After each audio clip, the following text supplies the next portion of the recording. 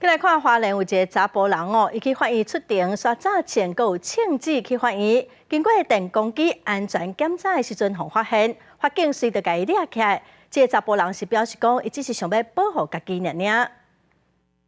要开庭哈？对。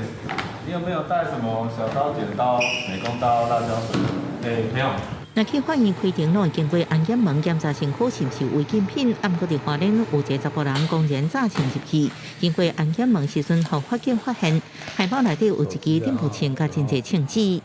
其所携带侧背包内有震爆枪1把，内无子弹，未使用钢瓶1罐、辣椒弹7发、橡胶弹72发及钢珠弹2发等物品。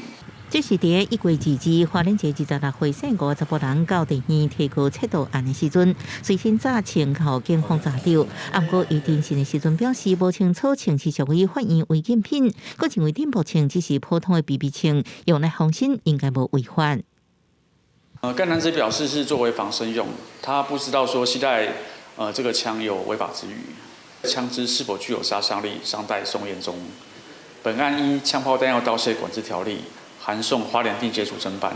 警方强调，若鉴定结果电步枪应穿过2片以上铁棒，这查甫人会以违反枪炮弹药罪上班，若无杀伤力，应依照违反社会法、无正当理由诈枪，处3方以下拘留，或者是罚3万以下。记者综合报道。